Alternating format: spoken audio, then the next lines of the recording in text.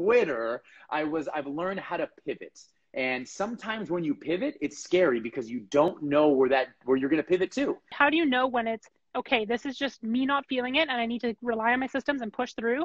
Or is it, something to do with mental health? Or is this just not serving me anymore? How do you differentiate between those things? Because they kind of come up as one thing. That is the $1,000,000 question. Right off the bat, I don't know. So however, what I do know is there are certain cookie crumbs and certain variables to consider.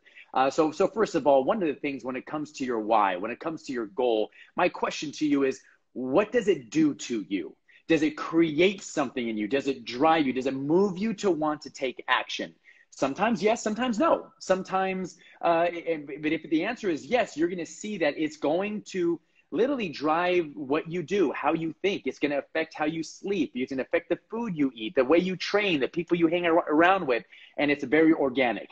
Now, there are some people on this journey, they've been on the road for so long that passion, that run through the wall mentality isn't there as much. It becomes just part of your professionalism, just part of what you do. It's not like it creates this visceral, kind of approach or influence on your body or on your mind. It just becomes part of your daily habit. You work out because that's what you do. You train because that's what you do. Now, what happens with a lot of people, they come to this point where it's like they wonder, should I keep going after this?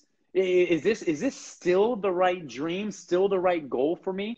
I honestly believe that it all comes down to that introspection, that self-awareness. Do you love it? And how much longer can you do this? And asking your friends and asking your loved ones, but ultimately asking yourself. There are a lot of people I know who have hit that little plateau area and they're like, okay, let me figure this out. They either A, have to set a new goal in that same domain, B, reassess their why and their purpose, or C, understand that, hey, okay, everything's set. I still enjoy this. Let me keep pushing through it. Hey, and what do you know it? They break through that plateau and they got it again.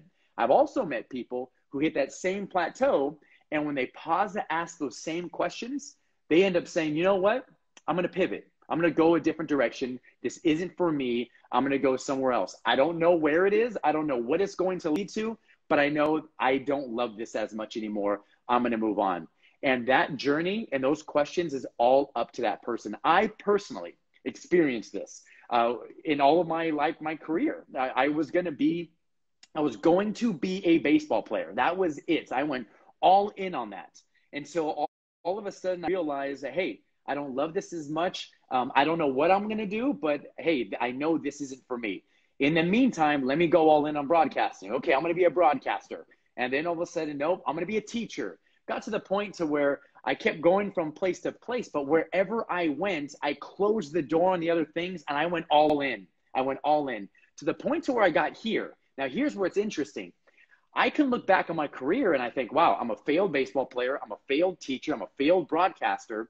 But as I look back, I ended up realizing that the tools and the lessons I learned from each one of those parts of my life have helped me in what I do today. And so one day, I'll never forget, we're at the dinner table, and my son, when he was younger, he goes, Dad, I want to be a quitter like you when I grow up. I'm like, wait, what? He goes, yeah, I want to be a quitter. I was like, what do you mean Dad's a quitter? He goes, yeah, you've had all these different jobs. I was a baseball coach, a waiter. He goes, yeah, you're a quitter. I was like, okay, son, I put down the fork. Let me teach you what I ended up doing. I'm not a quitter. I've learned how to pivot. And sometimes when you pivot, it's scary because you don't know where you're going to pivot to.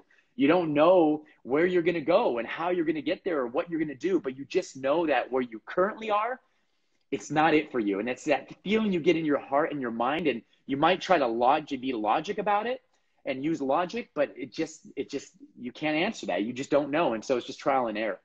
Yeah. Oh, I love that so much because I think a lot of athletes, they put their past thing as like, this was a failure or this was my past life and let's move on to the next thing. And they don't realize all the skills that they learned there can be applicable to what they're doing now.